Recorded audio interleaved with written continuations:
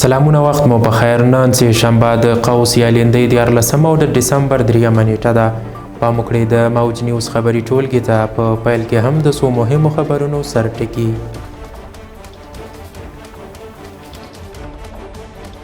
د روغتیايي زده کړو انسټیټونو ته د نجونو تګ بند شو.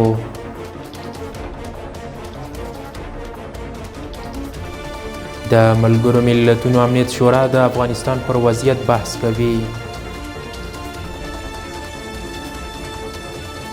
سره صلیب وایي سږ کال مو د سی پي ناروغۍ څخه له 11,000 ډیرو افغان ماشومانو درملنه کړې ده.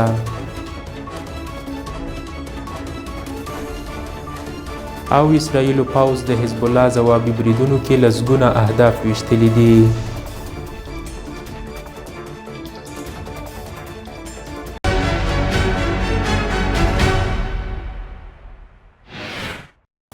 اوس هم بشپړ خبرونه. زه وحید الله توحیدي یم. د روغتیايي زده کړو انسټیټونو ته د نجونو تګ بند شو. اسلامي امارت د امر په رسمي توګه نه دی اعلان کړی، خو ډیرو رسنیو په دې تړاو په خپلو خبرونو کې لیکلي دي چې د افغانستان په ټولو دولتي او خصوصي طبي انسټیټونو کې د نجونو زده کړو د درېدو امر شوی دی. په ریپورټونو کې لیکل شوي دي چې انسټیټونو ته دا امر د عامې روغتیا وزارت له لوري شوی دی، خو دغه وزارت لا تر اوسه داسې کوم اعلان نه دی ورکړی. له دې وړاندې د لوړو زده کړو او شپږم ټولګي پورته د نجونو زده کړې بندې شوې وې.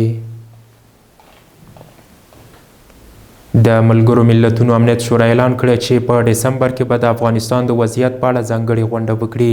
په دې غونډه کې به د یونما مشره روزا وطنبایوه، د بندیزونو د کمیټې مشر اندریس مونوتال او سوسا او د اوچا استازی ګډون وکړي او خپل راپورونه وړاندې کړي. دا اجنډا په مسایلو کې د یونما ماموریت تمدید او د بندیزونو د کمیټې سار راپور هم شامل دی. مولوي عبدالسلام حنفي په ازبکستان کې میشتو افغانانو او سوداګرو سره کتلي. له ارګ څخه په خپره شوې خبرپاڼه کې راغلي د افغانستان اسلامي امارت د ریاست الوزرا اداري مرستیال مولوي عبدالسلام حنفي پرون ماښام په تاشکند کې میشتو افغانانو او سوداګرو سره د افغانستان اسلامي امارت د سفارت په انګړ کې کتلي دي. په دې کتنه کې د ریاست الوزرا اداري مرستیال او د افغانستان سفیر په ګډون یو شمیر مسؤلینو هم حضور درلوده. خبر زیاتوي د افغان سوداګرو او میشتو افغانانو لخوا په دې کتنه کې د افغانستان او ازبکستان ترمنځ د سوداګریزو چارو لپاره د لا زیاتو اسانتیاو غوښتنه وشوه. دوی د اسلامي امارت لخوا د افغانانو نظرونه او ستونزو ته د پام اړولو او د حل لپاره د همکارۍ غوښتنه وکړه. مولوي عبدالسلام حنفي په دې کتنه کې ویلي چې د افغانستان د ټولو افغانانو ګډ کور دی او هر افغان حق لري چې په سوله او امنیت کې ژوند وکړي. هغه ټینګار وکړ چې د امیر المؤمنین له لوري د عمومي عفو فرمان له صادرېدو سره د هیواد دننه امنیت په بشپړه توګه تامین شوی دی او فرصتونه د سوداګرۍ او پانګونې په بېلابېلو برخو کې برابر شوي دي. د سره صلیب نړیوالې کمیټې د راپور له مخې د روان کال په لومړیو 9 میاشتو کې د افغانستان په بېلابېلو سیمو کې 11,043 ماشومانو ته چې د سی پي یا سیربل پالیسي ناروغۍ لرله طبي خدمات وړاندې کړي دي. سیربل پالیسي یو ډول دماغي اختلال دی چې د ماشومانو ژوند له زیږېدو مخکې د زوکړې په وخت کې یا له زیږېدو وروسته اغېزمنوي.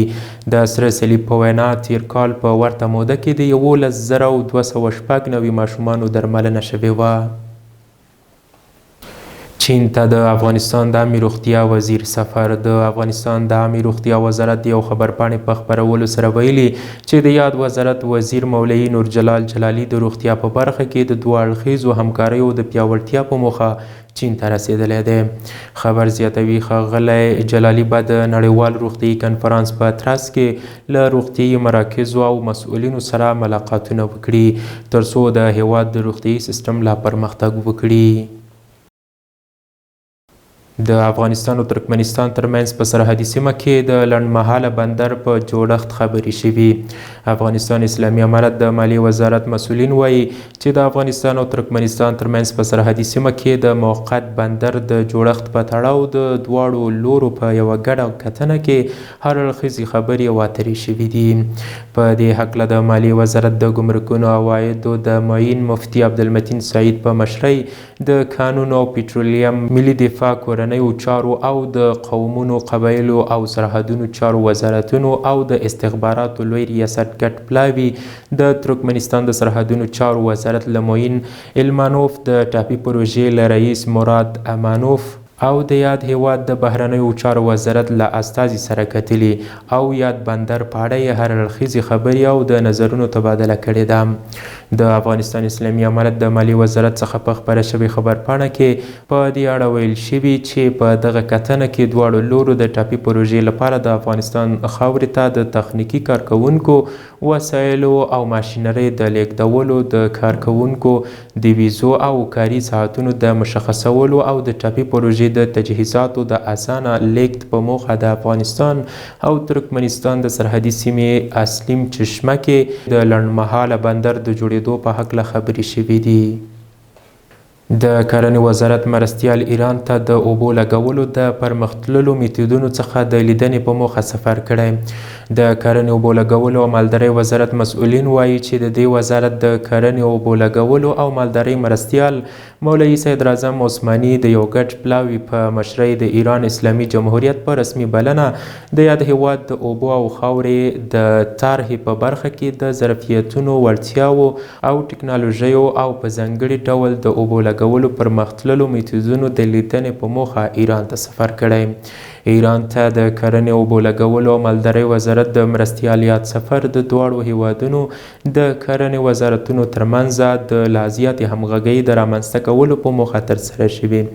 ایران ته د کرنې اوبو لګولو او مالدارۍ وزارت د مرستیال په مشرۍ د تللي پلاوي تمه دا ده چې مولوي صدراعظم عثماني او مل پلاوی به یې د سفر په اتراس کې د افغانستان په کرنې او مالدارۍ سکتور کې شته فرصتونه ایراني پانګوالو ته معرفي کړي او هغوی ته به د پانګونې لپاره اړین ډاډ ورکړي. غزني کې سلګونه کورنۍ د څښاک اوبو څخه برخمنې شوې. د غزني ولایت ځایي مسؤلین وایي چې د دې ولایت ګیلان ولسوالۍ په قل سبزي سیمه کې یونیسف موسسې په مالي مرسته او همکارۍ د 1,50,681 افغانیو په لګښت د اوبو رسولو د یوې شبکې په جوړښت سره د 1500 کورنۍ د څښاک اوبو څخه برخمنې شوې. مسؤلین زیاتوي چې اوبه د ژوند یوه مهمه او حیاتي ماده ده چې له موجودیت پرته یې ژوند له سترو ستونزو سره مل لاسه چې ناممکن دی. د غزني ولایت ګیلان ولسوالۍ قل سبزي سیمې اوسیدونکي د کلونو راهیسې د څښاک اوبو برابرولو په برخه کې له ستونزو او مشکلاتو سره مخ وي. خوشبختانه چې د یونیسف موسسې په مالي مرسته او همکارۍ یادې ستونزې پای ته ورسېدې.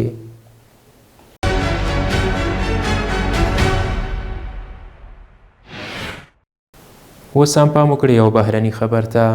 د اسرائیلو پوځ ویلي چې په لبنان کې د حزب الله ډلې په ځواب کې لسګونه اهداف ویشتلي دي.